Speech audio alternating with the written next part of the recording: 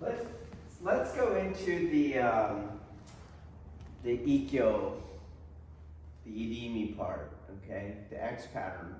It's different. Okay, but all my techniques are different. They just appear not to be because I think you're not. Well, to be honest, you're not looking closely enough. You're still using your Federation eyes to see this.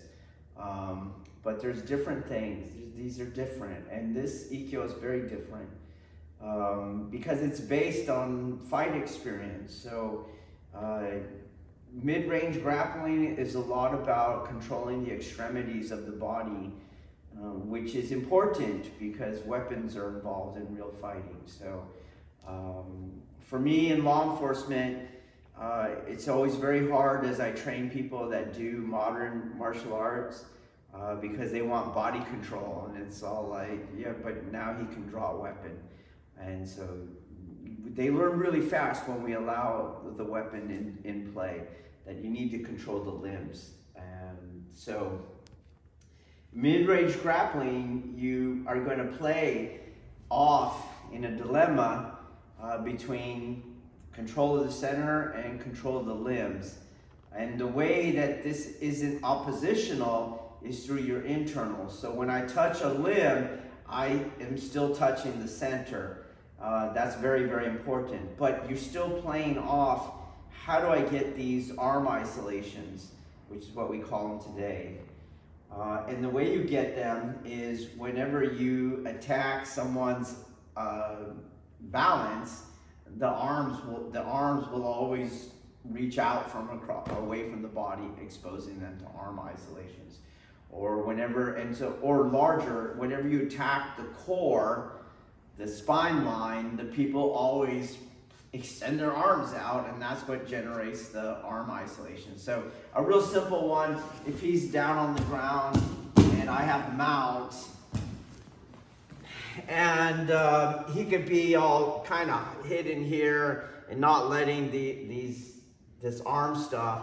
But when you start punching at his face, then every time you're getting there, the arms get further and further out as you're doing this. And now you have your arm isolations that you can attack, okay? And that is what, in essence, the Ikkyo is doing. So on the first one, you get his balance going, you see? He might have his arms all close, you see? And I can't get those techniques. I can't get them. But I move his body, and then the elbow came away from his torso, and that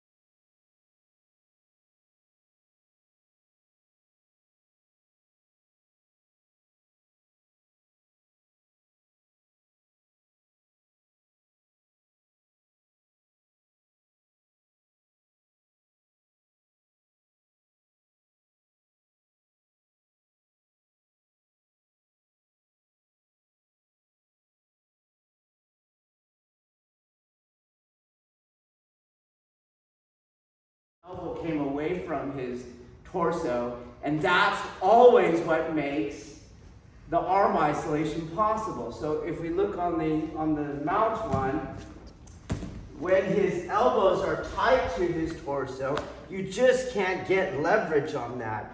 But as it moves away, then it's easy to do. So that is what you're doing in Ikkyo. He has his tight elbows, and when you go, that's when the elbow came away.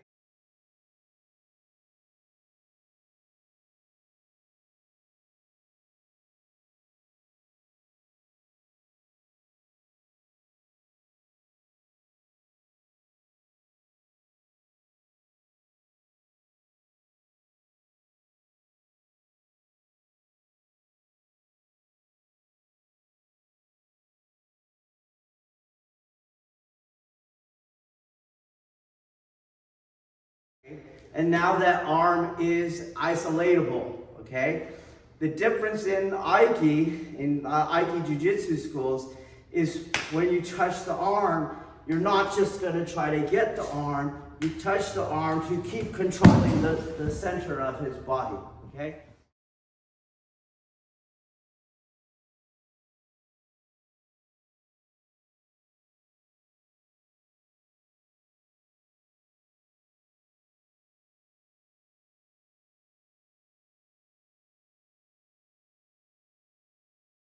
Okay, so that's what we're doing.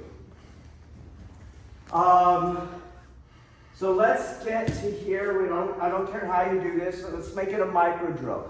I'm only going to work on part of the technique. So we can even start here, okay?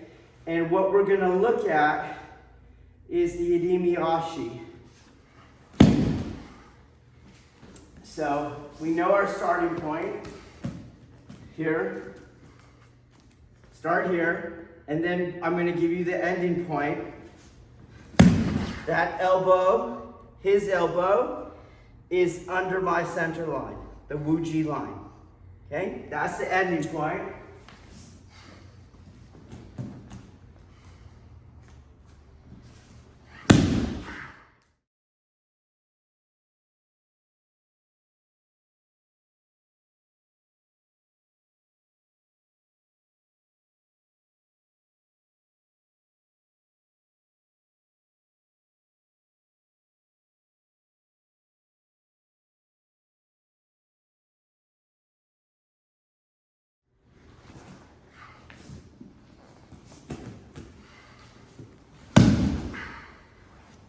And then I'll give you some parameters.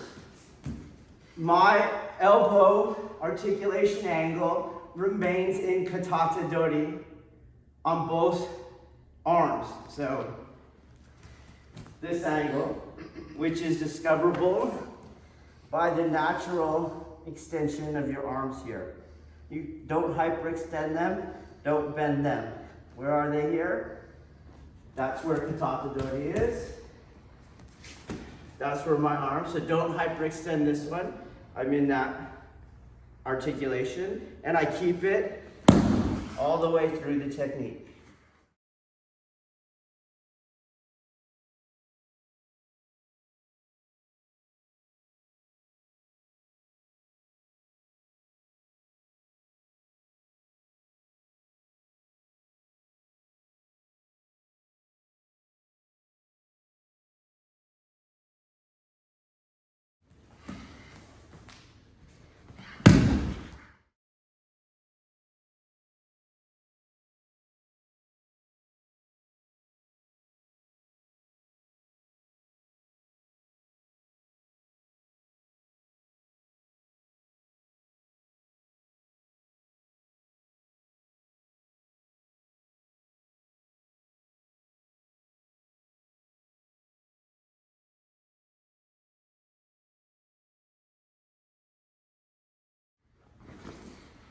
Okay, we're going to work on those things. We got our beginning, we got our ending, and we have one parameter to work. Don't have these arms go in and out. What does in and out look like? Here. This kind of stuff. No, that's not it, okay? All right, here we go. Right.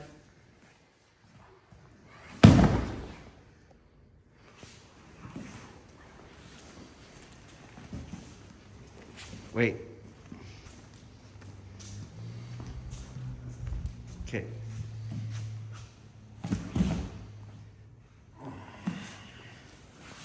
This way, please.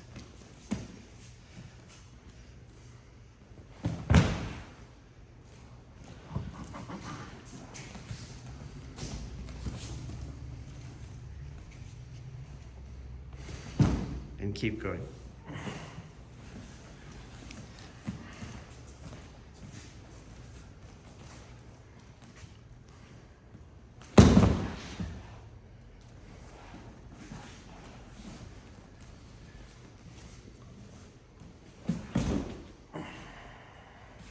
Okay. More parameters. We'll review the one about the yin-yang grid, okay?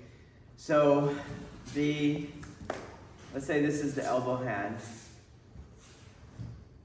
The grabbed hand brings it in the inward spiral to the Wuji line, the neither yang nor yin line, the midline. That's where the wrist hand is going to pick up what the driving position. Who's the team leader here? That's the team leader. So here it goes over, meets, picks up, continues over to the left yang. That will bring the elbow onto the Wuji line, where it ends on that line at the bottom. We know that. We also know that the inward spiral is a matter of how the wrist and the elbow are related to each other. So they don't go like this. There's no spiraling around. Yes, my arm moves from right to left, but the elbow relation to the wrist didn't change. The wrist on the inward spiral goes in and the elbow goes out. On the other side, you have the outward spiral, and I don't go like this. Because again, there's no arm movement here. The wrist goes out and the elbow comes in. That's what happens. It's just hard to see because inside of that spiral, I actually moved. Okay? But I'm not just going like this. Then we also know from previous videos that my elbows never go outside the yang line. So when you're doing this, your elbows can't go outside that shoulder line. Never outside the outer one. We know all that. Okay? Some more parameters. You have to make sure your hands and your arms, your elbows are doing this. Then we also know that my spirals don't move from my shoulders. They don't. My arms almost never move except for these very small degrees. So if my hand was on the yang line here, this is the amount of movement that hand is only allowed because it never crosses the Wuji line. It never crosses to the other side. Okay? So my movement is, if the arm movement maximum, I can't go outside the shoulder line and I can only go to the Wuji line, then that's all the movement that I'm allowed on that.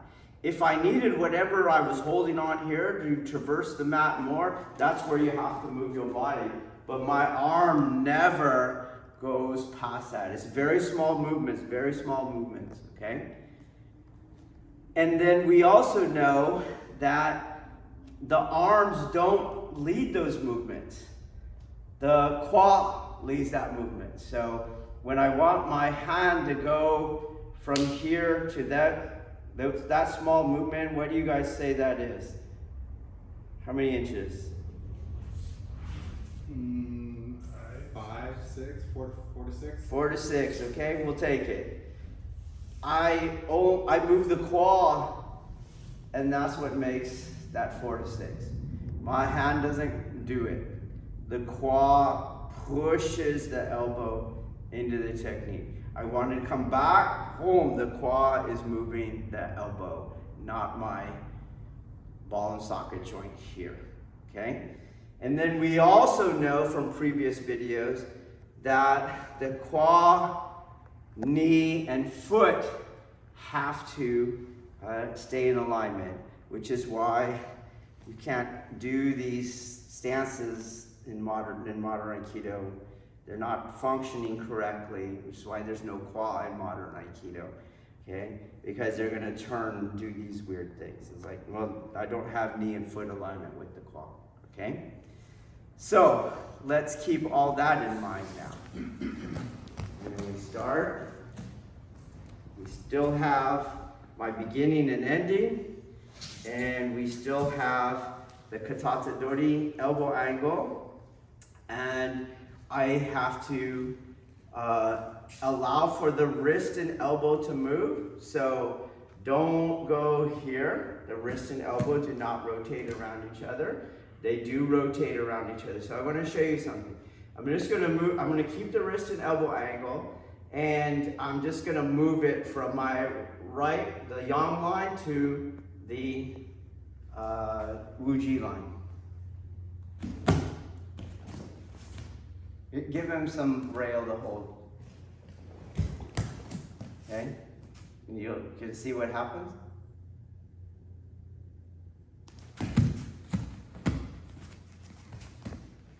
Now watch the other one where the wrist and elbow rotate around each other.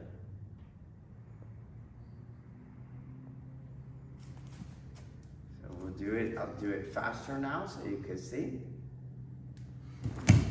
Comes into me, and on the other one, he's going to rotate around me, as long as he's doing. So some of the complication that you might be having is you violating what is actually an inward spiral and an outward spiral. So you could see, Taylor, we're just going to go here, and he will come back into me. Give him some balance so he doesn't fall. Okay? He comes towards me. How do you see? Because the elbow comes towards me. Watch where the elbow goes. The elbow's going away from me. So he goes around me. Okay? So if you're trying to bring him towards you, you're going to close off the yin space that you need on the entering, because he's coming at you. You're going to think that if you bring it here, you would get over it and you would feel your power, but you end up doing this instead. Even if you go quicker, he's very heavy right there. He's very heavy because he's not already falling, and I'm not entering in true yin space, okay? So you have to remember that they have to rotate around each other, not stay in the line in the same spiraling relationship, which is no spiraling relationship, okay? Then he will go around me, not into me. If he doesn't go into me, I can enter into yin space, because as he's going around me, it's opening, not closing, okay? And this hand helps all that. So again, if you just bring your arm and you watch my elbow, it's coming closer to me, he comes towards me. But if I make my elbow go in and my wrist goes out, my elbow does not come towards me, he goes around me, I'm not closing off the yin space, okay? So I'm not going like this, which is the Federite Aikido, right? So they go like they're swabbing the pirate's head. And then they bring him in. We don't have this movement. We don't have that movement, okay?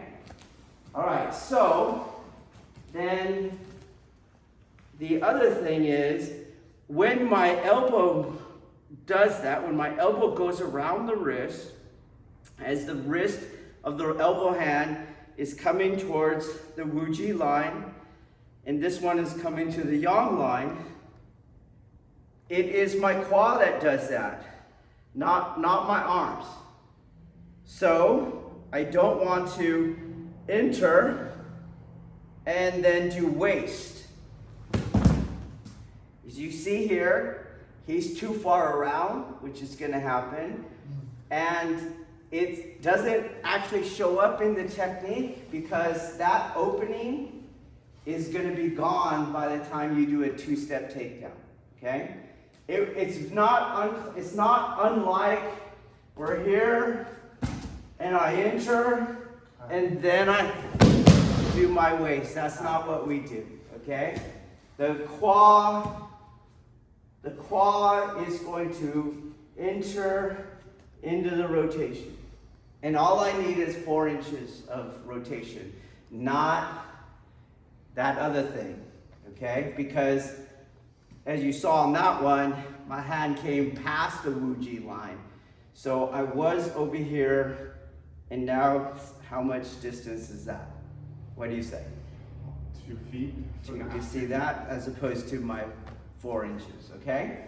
So as you're entering, you're turning as you're entering. And as you're turning, as you're entering, he's getting lighter, not heavier, and the opening is remaining open, not closed, okay? So watch how you've already entered, and then you want to turn. That's not it.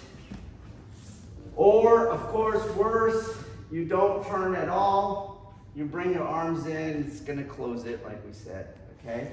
As you're entering, you're turning. So if you watch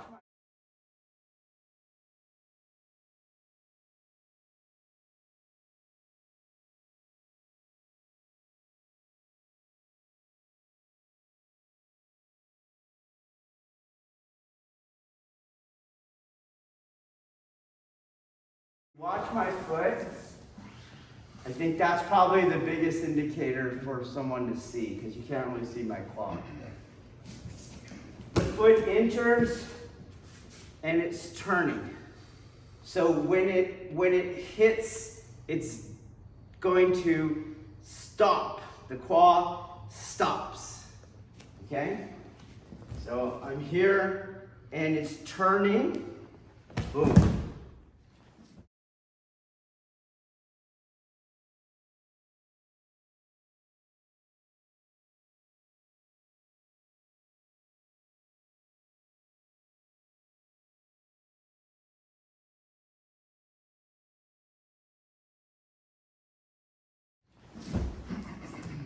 My foot doesn't end in this angle, nor in this angle.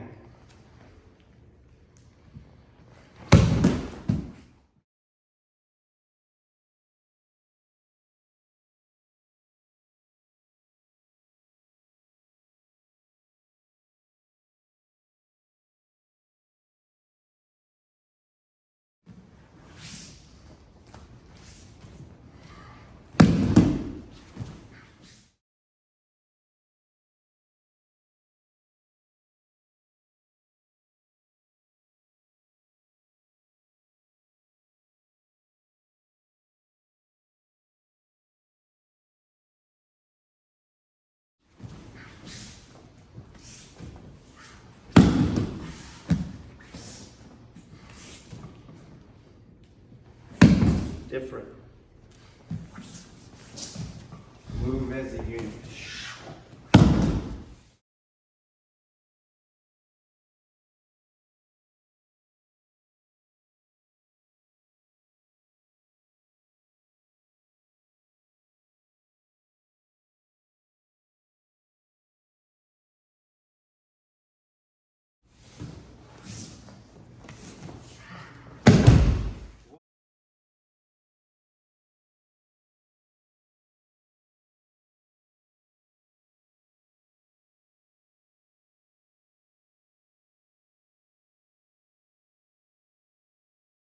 What this does on the backside is my koshi goes back and attacks the center. Okay? So if I don't turn, you'll push him away. You don't load the koshi. If you've entered, then turn, it's like barely loaded and you over rotate. But if you do this, boom.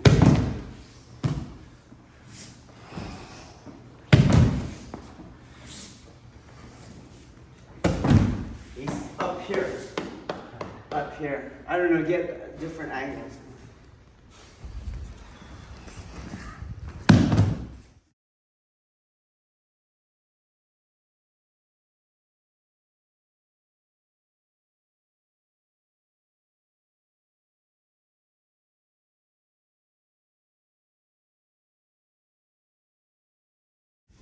Still here.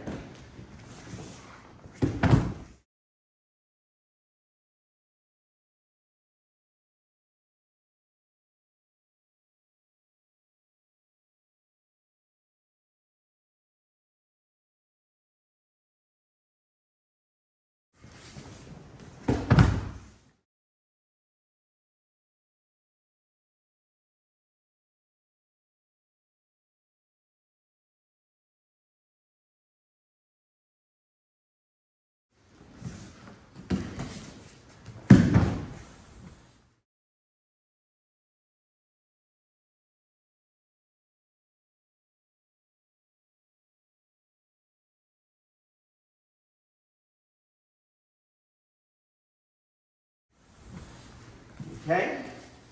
Let's try. So by reminding you of all these biomechanical alignments, what we're trying to get away from is twisting. You don't want to twist. We don't twist, okay? We don't use the waist, we don't twist. You don't use the waist because when you twist the waist, you're going to choke or compress like a balloon animal maker would. So you turn the middle of the balloon, you're doing that to your tanden, and the tanden goes out. You just kill it, okay? So we don't want to twist. For energetic, alchemical reasons, obviously then spiritual reasons. But mechanically, it's just not powerful, okay? Physically, it's not powerful. So we don't want to twist, okay?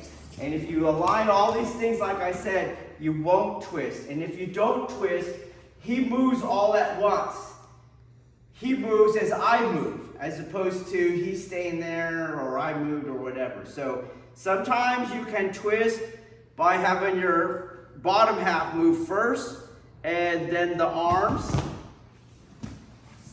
And you can do, obviously, the reverse, okay? So the arms moved, and then the body moves last, all right?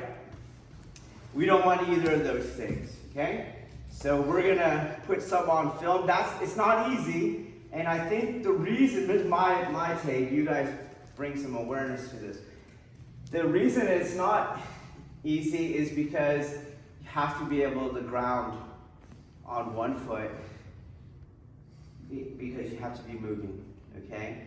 And usually you're twisting because you want to wait for the weight to get off of you because we're bracing, and you don't want to wait entirely, so you wait like halfway, either top or bottom, but now the technique is gone, okay? So when you're here like this, you have to be on one foot, okay? And you can't be like, whoa. And you also have to make sure that he can go around you so that you can turn the quad. And all that is difficult. It's not so easy to do. Your grounding has to be higher to be able to do that, okay? Because there's a lot of weight. All right, try it.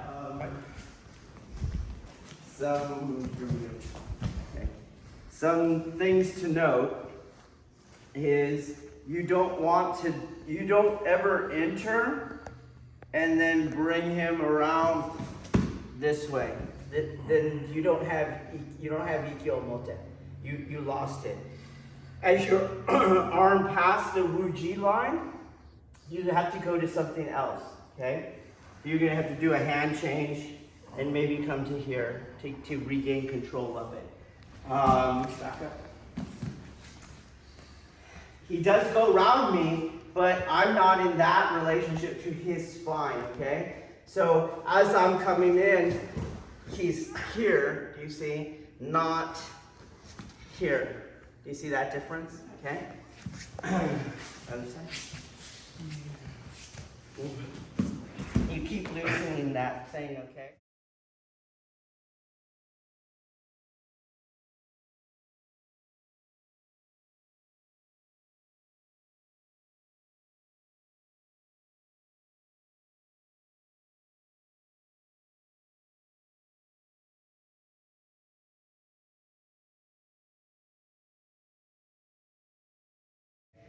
One day, you're going to have to choose if you're just going to be this person that keeps protecting themselves. Right. Okay? Or you're going to be vulnerable and start taking some risk of faith. Okay? Right. All right. So, the other thing, let's rewind. Let me use mine. We'll run out of time. Okay. Careful. So, that's one caveat. Don't turn them so far that you're in this. You lost the Omote now, okay? Second caveat is don't just bump their hip. Here, you're bumping their hip. You want to live the cushion. Third caveat don't rudder. So you're doing some weird thing here, and then you kind of rudder around. Well, you're here like this. No. If you pay attention, the arm did not come where it needs to come. Okay, so don't rudder as you're doing that. Don't bump them. Don't do a variation of ura. Okay? And the thing to note on all that is if you're doing everything else that I said, that none of that will happen. And you'll load the koshi. Okay? So if you're not loading the koshi, or let's do this. If you're over rotating into a ura variant, or you're ruddering, or your hand did not come to the wuji line because you're bumping them, it's because you're violating some of those other motion drills. Okay, so film yourselves and then see, did I do this? Or did I do that? Or did I do that? Or this? Okay, and you just keep going through all that kind of stuff. Did my foot go straight? Did I twist in any way? Twist? No, I don't twist. In order to do all these mistakes, you had to violate some of those other biomechanical parameters. Okay?